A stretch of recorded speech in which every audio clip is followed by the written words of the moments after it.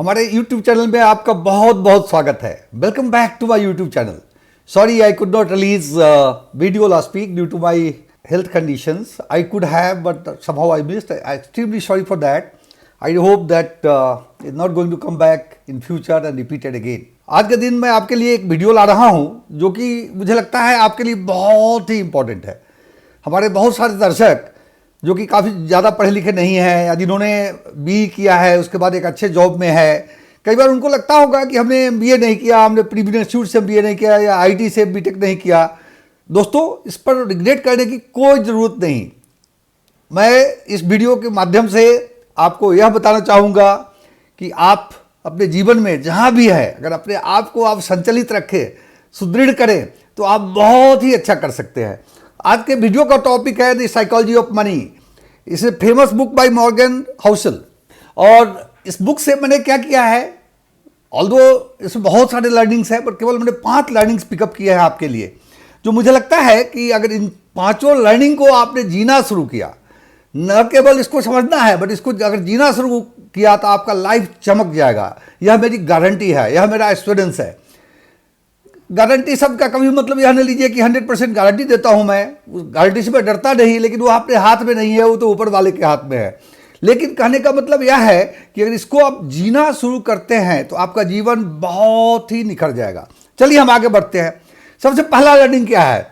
The first learning is behaviour rules over intelligence. इसका मतलब क्या हुआ कि जो नॉर्मली इंटेलिजेंस के विषय में लोगों का मानना है, हालांकि इंटेलिजेंस के ऊपर बहुत सारे रिसर्च हो गए हैं और आज के दिन यह कहना है जो कॉग्निटिव इंटेलिजेंस है, जो IQ है, उसका उतना महत्व नहीं है जीवन में।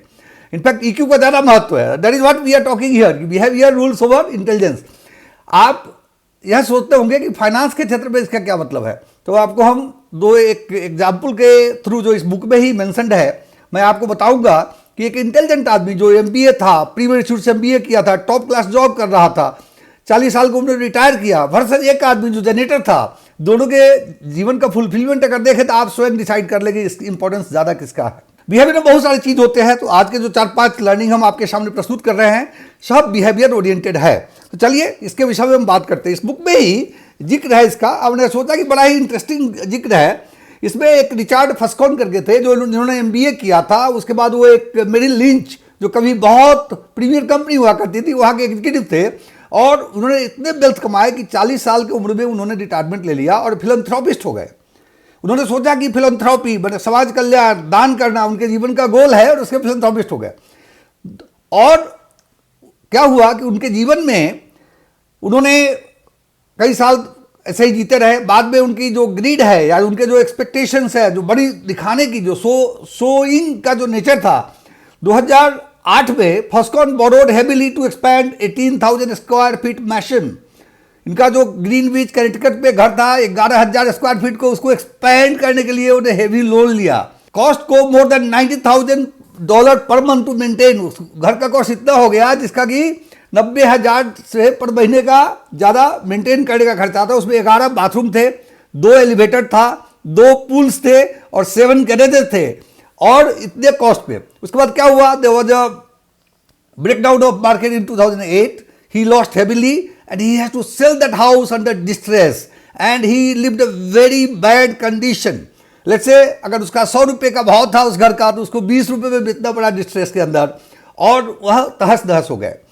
उसके कॉरस्पॉन्डिंग एक दूसरा आदमी जो अपने बिहेवियर से कैसे इतना बड़ा हो गया, उनका नाम था रोनाल्ड रीड। इनके विषय में मैंने एक वीडियो बनाया था, उसमें इनका हमने जिक्र किया था। एक जनरेटर थे एक पेट्रोल पंप में, हर महीने जीवन भर जनरेटर रहे और थोड़ा थोड़ा सेविंग रेगुलरली करते थे और उसको इन्वेस्ट करते थे वहाँ के इंडेक्स फंड में। जब वो रिटायर हुए तो उनका वेल्थ था $8 मिलियन का, जो कि अमेरिका के हिसाब से बहुत बड़ा वेल्थ होता है। टॉप 1% अमेरिकन का वेल्थ 8 मिलियन होता है। उसमें से 2 मिलियन उन्होंने अपने परिवार के लिए छोड़ा और 6 मिलियन उन्होंने चैरिटी को दे दिया। मैं आपको यह कहना चाहता हूं, दोनों का बिहेवियर को आप देख लीजिए, और ज़्यादा कहने की जरूरत नहीं है, आप समझ गए होंगे कि बिहेवियर के चलते जीवन में कितना फर्क हो सकता है, जीवन को आप कैसे संभाल सकते हैं। इसीलिए दोस्तों, मेरा पहला लर्निंग है behaviour rules over intelligence. Listen it carefully, behaviour rules over intelligence. Second point, risk and luck are siblings. बड़ा ही इंटरेस्टिंग स्टेटमेंट मॉर्गन हाउसल साहब ने इस किताब में दिया है, जो कि बड़ा ही इंटरेस्टिंग है और मुझे बड़ा अच्छा लगा कि जीवन में आप बहुत सारा काम करेंगे, आप पढ़ते हैं, कुछ मेहनत करते हैं, कि दो लोग होते हैं और एक अगर फ्रस्ट्रेट हो गया, उनका रिजल्ट नहीं मिला तो वो फ्रस्ट्रेट हो जाते हैं, फिर वो काम करना बंद कर देते हैं, रिजल्ट नहीं आएगा बाद में और वो बुरी तरह फेल हो जाते हैं। दूसरा लगा रहता है, वो जीवन में पक्का सक्सेसफुल होता है। इसलिए इसको जानना बहुत जरूरी है। तो luck and risk they are siblings. इसके एग्जाम्पल में उन्होंने कोट किया है, आप माइक्रोसॉफ्ट के प्रमोटर बिल गेट्स को जरूर जानते होंगे, उनके विषय में सुना होगा, बड़ा ही चर्चित नाम है। आप जानते हैं उनके 3 लोगों ने मिलकर इस कंपनी को चालू किया था। उनका नाम था Alan, Kent and Bill. Kent जो था वह हमेशा ही was more of a marketing oriented, very ambitious guy. He was doing lot of things outside the technology also. He had, like always thought that company को इतना बड़ा बना देंगे, यह करेंगे वह करेंगे, बहुत बड़ी तमन्ना लेकर के जीते थे। और माउंटेनियरिंग में उनका शौक था। उन्होंने माउंटेनियरिंग के दरमियान उनका डेथ हो गया और एज ए रिजल्ट वो जीवन में कुछ नहीं कर पाए। मैं आपको इसलिए ऐसा कहता हूं कि डेथ होना उस समय अगर प्रोबेबिलिटी के हिसाब से देखा जाए तो 1 out of 1 million, जिस तरह का उनका डेथ हुआ था, that occurrence probability is 1 out of 1 million, but उनका डेथ हुआ। तो दोस्तों, अगर कोई आदमी उतना ही बैड लक हो सकता है तो उसके लिए अपने को चिंता नहीं करना चाहिए। हमारे सनातन फिलॉसफी के हिसाब से यह कर्म का फल होता है, इफेक्ट ऑफ कर्मा होता है कि 2 आदमी मेहनत बराबर करता है, एक को भौतिक सफलता बहुत मिलती है, दूसरे को नहीं मिलती है। आप इस पर फ्रस्ट्रेट कभी नहीं होइए। अगर आपका कर्म पिछले जन्म में अच्छा ना रहा है, जो हम जानते नहीं हैं, तो हो सकता है आपको सफलता ना मिले, लेकिन जो आपके हिस्से में जितना ही आता है उसे खुश रहिए, आप और अच्छा करेंगे। I can guarantee you that. वह आपके जीवन को डिरेल नहीं करना चाहिए।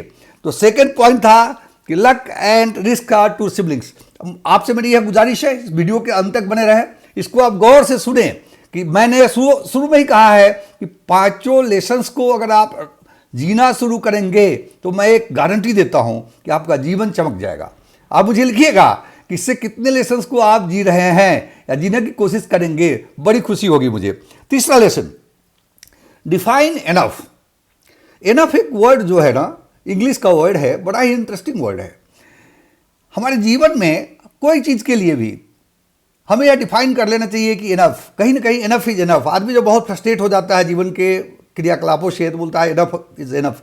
हमने प्रयागराज में अभी महाकुंभ चालू है, उसमें एक साधु की वीडियो देखा हमने, उनका इंटरव्यू, छोटा सा इंटरव्यू देखा। This gentleman is a grade from IIT Mumbai. आज IIT मुंबई में एडमिशन के लिए लोग, आप जानते हैं क्या होता है, इतनी डिफिकल्टी है कि आप सोच नहीं सकते। और वहाँ IIT मुंबई से एरोस्पेस इंजीनियरिंग में बीटेक करने के बाद उन्होंने बाहर नौकरी भी किया, पैसे भी अच्छे कमाए।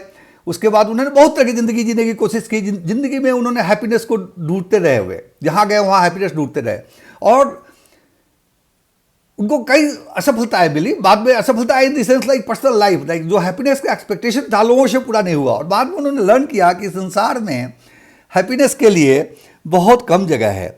फिर उन्होंने यह साधु का रूप ले लिया। उन्होंने अपने जीवन के गोल को डिफाइन किया। हैप्पीनेस का जो सर्च है हमारे जीवन में, उसके लिए अपने को डिफरेंट मीन्स आप ट्राई कर सकते हैं। आप अगर यह सोचते हैं कि कोई बढ़िया चीज़ के आने से हैप्पीनेस आ जाएगा, आप ट्राई करिए, क्योंकि हमारे कहने से आप मानने वाले नहीं है। और जब तक उसको आप अपने नहीं समझेंगे तब तक कभी भी आप उसको अपनाएंगे नहीं। एक दूसरी कहानी मैं इसमें बताना चाहता हूँ, दूसरा स्टोरी जो बड़ा ही इंपॉर्टेंट है, अगेन इंडियन है। मिस्टर रजत गुप्ता आसाम के रहने वाले थे, बड़ा ही ब्रिलियंट, बड़ा ही मेधावी छात्र थे। US गए पढ़ने के लिए, अच्छी पढ़ाई करी उन्होंने, बड़ा ही इंटेलिजेंट थे। उन्होंने जीवन में बहुत अच्छा किया और करीब बहुत जल्दी 40 साल की उम्र में ही वो मैकेंसी के CEO हो गए, जो कि पूरे विश्व में उनका नाम रहा। और उस समय उन्होंने $100 बिलियन का उनका इनकम हो गया था। लेकिन वह एक बहुत ही मोडेस्ट बैकग्राउंड से आसाम से आए, लेकिन उन्होंने अपने लिमिट को डिफाइन कभी नहीं किया। उन्होंने अपने जीवन में शायद यह डिफाइन नहीं किया कि इनफ क्या है उनके लिए। उस ज़माने में मुझे याद है कि 2007-8 के आसपास जब भी हम मैनेजमेंट पे किसी की चर्चा करते थे तो रजत गुप्ता जी का हम लोग एग्जाम्पल दिया करते थे। हम कहते थे कि इनकी नाम को सुनिए, इनसे सीखिए। और उन्होंने क्या किया, उसके बाद वो मैकेंसी के CEO के पद से उन्होंने त्याग दिया। बहुत सारे पब्लिक लिमिटेड कंपनी के बोर्ड पर बैठते थे। उन्होंने बहुत रिस्पॉन्सिबिलिटी की। माइक्रोसॉफ्ट के CEO बिल गेट्स के साथ उन्होंने पार्टनरशिप किया किसी इनिशिएटिव के लिए। मतलब बहुत ही फेमस इंसान थे, वर्ल्ड लेवल के थे। 2008 में वो गोल्डमैन सैक के बोर्ड में थे और गोल्डमैन सैक का एक डील हुआ था वारेन बफेट के साथ। ना वो रजत गुप्ता जी 100 बिलियन से बिलियनर बनना चाहते थे। एक गांव का आदमी जिसके पास 1000 रुपए की भी किल्लत थी किसी जमाने में, वह 100 मिलियन से भी खुश नहीं है, वह बिलियनर बनना चाहता है। मेहनत करके अगर आप बनना चाहें इसमें कोई बुरा नहीं है, लेकिन उन्होंने क्या किया, उन्होंने बोर्ड में एक डिसीजन हुआ कि एक particular portion of share Warren Buffett को बेच दिया जाए। और अगर यह शेयर वॉरेन बफेट जब खरीदते हैं, the moment this news was suppose to become public, people could have jumped over it. उन्होंने बोर्ड मीटिंग से निकले और एक हेड फंड मैनेजर था राजा रत्नम, इंडिया नहीं, उन्होंने फोन किया कि भैया ऐसे ऐसे हो रहा है, इस पर डील कर। उनके साथ उन्होंने डील कर रखा था, प्रॉफिट का कुछ शेयरिंग किया होगा जो मुझे पता नहीं। यह केस पब्लिक हुआ, केस बहुत चला, even Bill Gates, bill Clinton सब ने इनके लिए अपील किया, बट अंत में कोर्ट ने उनको जेल की सजा दी और राजा रत्नम और रजत गुप्ता दोनों जेल की सजा काटे। बड़ा ही एग्जाम्पल है, अच्छा एग्जाम्पल है। एक इंसान जो एक मोडेस्ट बैकग्राउंड से आता है और अपने जीवन में वह एक बाउंड्री नहीं ड्रा कर पाता, और बाद में उसका एग्जाम्पल टुडे हम आपको क्यों सुना रहे हैं उनका एग्जाम्पल, जो उन्होंने ग्रीड के चलते जेल गए। पहले वाले जो रजत गुप्ता थे वो रहे नहीं।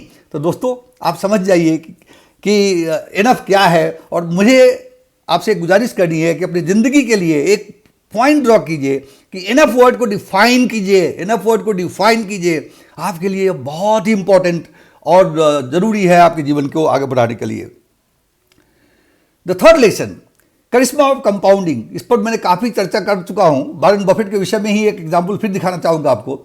वॉरेन बफेट का आज का वेल्थ करीब करीब $84.5 बिलियन का है और करीब करीब 100 बिलियन का है, बट 2 साल पहले 84.5 बिलियन का था। उसमें से $81.5 billion has been accumulated after his 65th birthday. क्या मतलब हुआ कि उन्होंने जब 14 साल के या 10-12 साल के थे, थोड़ा थोड़ा करके तब से उन्होंने इन्वेस्ट करना शुरू किया और he remain invested, and since you were invested for a long time, wealth has exploded. So compounding का जो करिश्मा है आप सोच नहीं सकते। किसी ने कहा था कि compounding is the 8th wonders of the world, 7th wonders को हम जानते हैं, compounding is the 8th wonders. कैसे आप अपने जीवन में लाएंगे?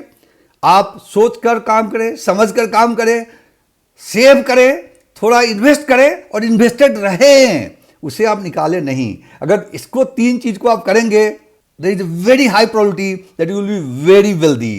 and चूंकि आपने अपने लिमिट को डिफाइन कर चुका है ऑलरेडी, इसलिए आपको इस पर दिक्कत नहीं होगी, आप बहुत खुशी का जीवन जी पाएंगे। क्योंकि जो वेल्थ होता है, wealth gives you a ट्रेमेंडस power in terms of your time management, your things you do, the way you live. If you work for somebody, recently हमने सुना है काफ़ी लोग L&T के चेयरमैन को ट्रोल कर रहे थे क्योंकि उन्होंने 90 घंटे पर सप्ताह में वर्किंग की अपील कर डाली। पता नहीं, इतने बड़े लोग हैं, इतने पढ़े लिखे हैं, मैं तो इतने बड़े कंपनी का CEO नहीं रहा, इसलिए मैं उस पर कमेंट करना शायद मेरे लिए उतना उचित नहीं होगा। लेकिन एक चीज़ मुझे समझ नहीं आता कि 90 घंटे का कैलकुलेशन किस हिसाब से उन्होंने किया। और कुछ दिन पहले मिस्टर नारायण मूर्ति जो कि इतने सक्सेसफुल रहे हैं, उन्होंने भी 70 घंटे पर वीक का अपील किया था। इसका बड़ा ही उल्टा रिप्रकशंस हुआ था सोसाइटी में। तो इस तरह के लोगों के लिए वेल्दी हैं, अगर आप अपने ऊपर जीते हैं तो शायद यहाँ काम करने की जरूरत आपको नहीं होगी। लेकिन आप L&T में है तो अगर 90 घंटा कहते हो तो 90 नहीं भी करता होगा, 75 तो करता होगा, 80 तो करता होगा, कितना तकलीफ का विषय है। या मैं नहीं कहता कि काम नहीं करना चाहिए, आपको अगर मन लगे तो आप करिए, लेकिन अपने हिसाब से करिए, जैसे हम काम करते हैं आज के दिन। मैं किसी के लिए काम नहीं करता, मैं अपने लिए पैसा भी बाहर से नहीं कमाता, जो अपना इंटरेस्ट है। मैं अध्यात्म का अध्ययन करता हूँ, मैं फाइनेंस का अध्ययन करता हूँ, आप लोगों तक अपना एक्सपीरियंस लाता हूँ जो कि मेरे जीवन का अपना एक्सपीरियंस है। मैं चाहता हूँ कि हमारे एक्सपीरियंस से आप सीखें, जो हमने ट्रबल अपने जीवन में काटे हैं वो आप न काटे, यही हमारी गुजारिश है आपसे। The last and the 5th point, rich और wealthy, this two are different things. Rich का नॉर्मली मतलब लोग समझते हैं शोबाजी से, कि जिनके पास बड़ी बड़ी गाड़ियाँ हैं, अच्छे कपड़े पहनते हैं, अगर उनके घर में जाते चकाचक है, चारों ओर आंखें आपकी टिकती नहीं है, तो उसको लोग रिच मानना शुरू करते हैं। लोग जूम करते हैं कि बड़ा रिच आदमी है, यह नहीं जानते कि उसके पीछे उसका लोन कितना है, भैया कितना करोड़ का उसने लोन ले रखा है और उसकी क्या स्थिति होने वाली है। जैसे फशकन साहब की हुई थी US में, you never know. I have seen many people, they becoming bankrupt overnight, they had a very lavish lifestyle. जब आप किसी को एक बड़ी गाड़ी में आते देखते हैं तो आपको यह नहीं सोचते कि, आप सोचते कि अगर मेरे पास भी गाड़ी हो तो मुझे भी लोग ऐसा समझेंगे। भाई कभी भी आपका एडमिरेशन आपके एक्सपेंसिव पोजीशन से नहीं आता। मैं आपको बताना चाहता हूँ, आप कितना ही एक्सपेंसिव चीज को यूज करें, लेकिन आप में अगर गुण नहीं है, अगर आप चोर हैं, उचक्के हैं, तो आपको लोग गाली ही देंगे। लेकिन अगर आप सिंप्लिसिटी का जीवन व्यतीत करते हैं और आपके पास पोजीशन उतना एक्सपेंसिव नहीं है, लेकिन आपके आदर्श है, आप इंडिपेंडेंट है, you have certain values which you live, people will like you much more than that. So कहने का मतलब है कि वेल्थ अलग है, रिचनेस अलग है। तो प्रश्न उठता है वेल्थ कैसे हो जाए। और सेकंड चीज है कि एक बार अगर आप वेल्थी हो भी गए तो maintaining staying wealthy is not simple. I will give you some example here. Staying wealthy का मतलब होता है कि आजकल बहुत तरह के इंफ्रास्ट्रक्चरल डेवलपमेंट हो रहा है अपने सोसाइटी में, अपने कंट्री में।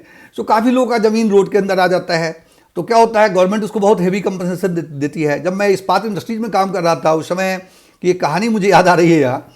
मैं वहाँ लैंड एक्विजिशन हो रहा था गांव के विलेजर्स से। तो विलेजर्स जो थे उनका जो लैंड जब हम एक्वायर कर रहे थे तो उस लैंड का अगर रियल वैल्यू देखें तो 25,000 रुपये एकड़ भी नहीं था, क्योंकि दो मार्सी लैंड, सॉल्टी लैंड, जो कि एब्सोल्युटली यूजलेस। लेकिन जब वहाँ फैक्ट्री खुलने लगी तो इन लोगों ने इतने नखरे किए और बहुत पैसों में इन्होंने लैंड दिया जो कंपनी को खरीदना पड़ा। उसमें एक इंसान था जिसके पास इतना पैसा हो गया कि ही डिडंट नो कि हाउ टू मैनेज इट। सो उसके घर अगर आप जाएंगे उसको देखेंगे तो उसके कंधे में बहुत सोने के chains and bracelets and what rings, and उसने अपने ड्राइंग रूम में ही 100 रुपये का नोट का एक करी लगा रखा था, एक्चुअल 100 रुपये के नोट का। सो यही होता है आदमी को वेल्दी होना। वो वेल्दी कैसे हुआ? लक से। वह स्थिति ऐसी आई कि उसका जो जमीन जिसका भाव कूड़े करकट था, रिस्क एंड लक की जो हमने बात कही है, तो उसका लक यहाँ आ गया। लेकिन वह वेल्दी रह सकेगा क्या? कभी नहीं, क्योंकि वो जानता नहीं कि इसको मैनेज कैसे करना है।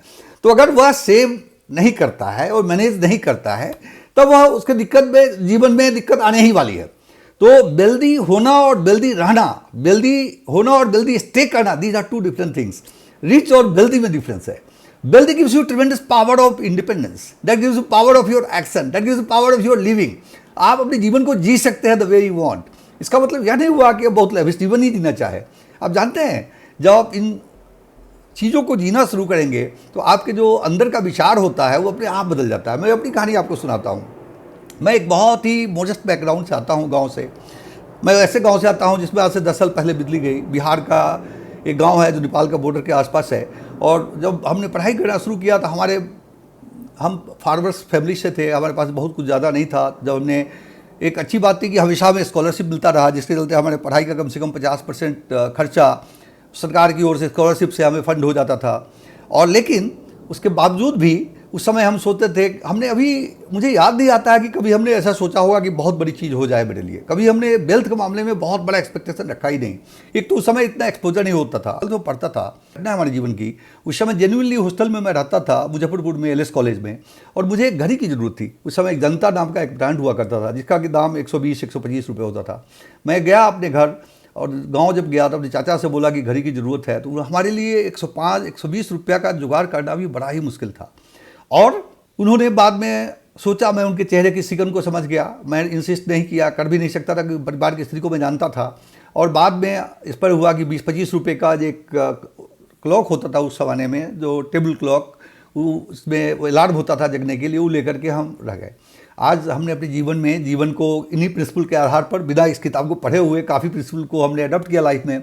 और God has been very kind, I has been lucky, and as a result I don't need to think for spending some amount of money and pretty happy in the way I live. But मैं क्या कहना चाहता हूँ इस कहानी के ज़रिए से आपको, कि आपका जो कंडीशन है, आप जिस स्थिति से आते हैं, 3-4 चीज़ें जो इसमें हम कही है, उस सब का हमने जिक्र अपने कहानी के थ्रू आपको बता दिया। ईश्वर की कृपा थी, ईश्वर की कृपा जरूर थी, इसमें दो मत नहीं है, उनकी बड़ी कृपा थी। उनकी कृपा के चलते ही बिना पढ़े हुए कई चीज़ हमने किया, जो आज जब मैं पढ़ता हूँ तो मुझे लगता है कि चीज़ शायद ईश्वर की कृपा के बिना संभव नहीं था। मैं बहुत ही ज़्यादा आभारी हूँ। और आपसे मैं यह आग्रह करूँगा कि अगर इस जीवन को आप जीना शुरू करेंगे तो आप इसको इतना एंजॉय करेंगे कि आप सोच नहीं सकते। तो चलिए, आज के समय के लिए आपको मैं धन्यवाद देता हूँ। और मैं जो 5 लेसन्स मैंने जो आज के लिए किया है उसको फिर से एक बार बोलता हूँ। Behaviour rules over intelligence, point 1। Luck and risk are siblings. Third thing हमने बोला है डिफाइन एनफ।